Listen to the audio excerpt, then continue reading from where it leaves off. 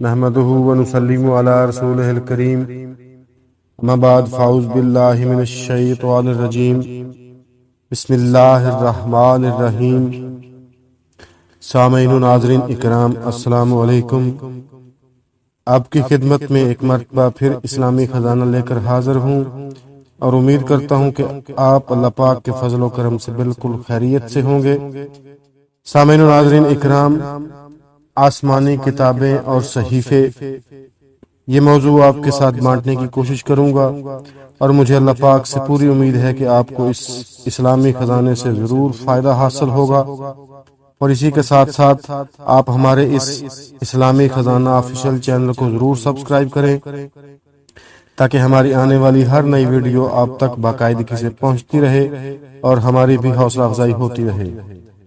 تو ناظرین اکرام، اللہ پاک نے اپنے فضل و کرم سے لوگوں کی ہدایت کے لیے چھوٹی یا بڑی جتنی کتابیں اپنے نبیوں پر اتاری، سب اللہ کا کلام ہے، سب برحق ہیں، اور ان میں جو کچھ ارشاد ہوا ہے سب پر ایمان لانا ضروری ہے۔ ان میں 4 کتابیں بہت مشہور ہیں۔ نمبر 1 توریت، حضرت موسیٰ علیہ السلام پر نازل کی گئی۔ نمبر 2 زبور، حضرت داؤد علیہ السلام پر اتاری گئی۔ نمبر 3 انجیل، حضرت عیسیٰ علیہ السلام پر اتاری گئی۔ نمبر 4 قرآن کریم، جو سب سے افضل کتاب ہے، سب سے افضل رسول حضور نور شافع یوم النشور صلی اللہ علیہ وآلہ وسلم کو عطا فرمائی گئی۔ توریت و زبور عبرانی زبان میں، انجیل سریانی زبان میں، قرآن کریم عربی زبان میں نازل ہوا۔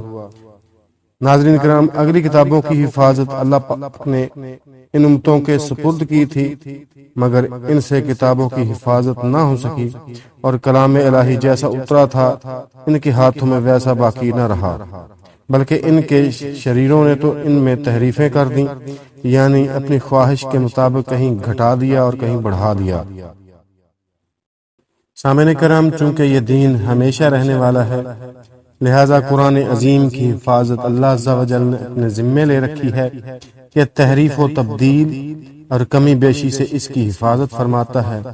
تمام جن و انس اور ساری مخلوق کے مقدر میں نہیں ہے کہ اس میں ایک حرف کی بھی کمی بیشی یا تغیر و تبدل کر سکیں۔ پھر قرآن کریم کی حفاظت کئی طرح پر ہے۔ ایک یہ کہ قرآن شریف کو معجزہ بنایا کہ بشر کا کلام اس میں شامل ہی نہ ہو سکے۔ ایک یہ کہ اس کو معارضہ اور مقابلہ سے محفوظ رکھا، کوئی اس کے مثل بنانے پر قادر نہ ہو۔ ایک یہ کہ ساری خلقت کو اس کے نیست و نابود اور معدوم کر دینے سے عاجز کر دیا کہ کفار باوجود کمال عداوت کے اس کتاب مقدس کو معدوم کرنے سے عاجز ہے۔ لہذا اس میں کسی حرف یا نقطہ کی کمی بیشی محال ہے، اگرچہ تمام دنیا اس کے بدلنے پر جمع ہو جائے، تو جو یہ کہے کہ اس میں سے کچھ پارے یا صورتیں یا آیتیں بلکہ ایک حرف بھی کسی نے کم کر دیا یا بڑھا دیا یا بدل دیا تو وہ قطعاً کافر ہے، مسلمان نہ ہے۔ اگلی کتابیں انبیاء کرام ہی کو زبانی یاد ہوتی تھیں۔ قرآن کریم کا ایک معجزہ یہ بھی ہے کہ اسے مسلمانوں کا بچہ بچہ یاد کر لیتا ہے۔ تو ناظرین اکرام، حضور نبی کریم صلی اللہ علیہ وآلہ وسلم سے قبل جتنے نبی اور رسول تشریف لائے، ان کی رسالت کسی خاص قوم اور ایک مقررہ وقت کے لیے تھی، اس لیے وہ فرمان اور قانون یا ہدایتیں جو پیغمبروں کے ذریعے ان کی امتوں کو بھیجی گئیں، ان میں اصلاح کی قوت ایک معین زمانے اور ایک خاص قوم کے لیے تھی۔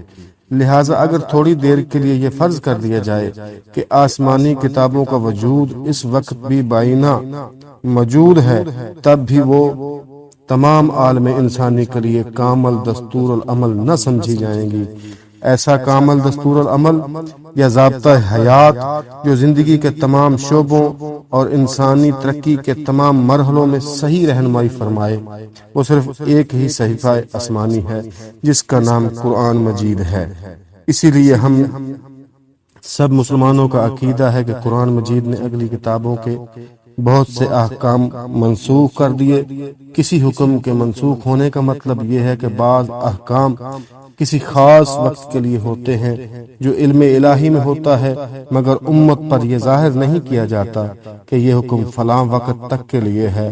جب وہ میعاد پوری ہو جاتی ہے تو دوسرا حکم نازل ہوتا ہے، جس سے بظاہر یہ معلوم ہوتا ہے کہ پہلا حکم اٹھا دیا گیا، اور حقیقتاً دیکھا جائے تو اس کے وقت کا ختم ہونا بتایا جاتا ہے۔ منسوخ کے معنی بعض لوگ باطل ہونا کہتے ہیں۔ یہ بہت سخت بات ہے، احکام الہیہ سب حق ہیں، وہاں باطل کی رسائی کہاں؟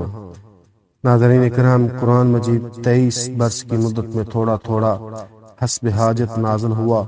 جس حکم کی حاجت ہوتی اسی کے مطابق صورت یا کوئی آیت نازل ہوتی تو جبریل علیہ السلام اس کا مقام بھی بتا دیتے، اور اس طرح قرآن عظیم کی صورتیں اپنی اپنی آیتوں کے ساتھ جمع ہو جاتی، اور جو خود حضور اکرم صلی اللہ علیہ وآلہ وسلم اسی ترتیب سے اسے نمازوں میں پڑھتے اور تلاوت فرماتے، پھر حضور سے سن کر صحابہ کرام یاد کر لیتے۔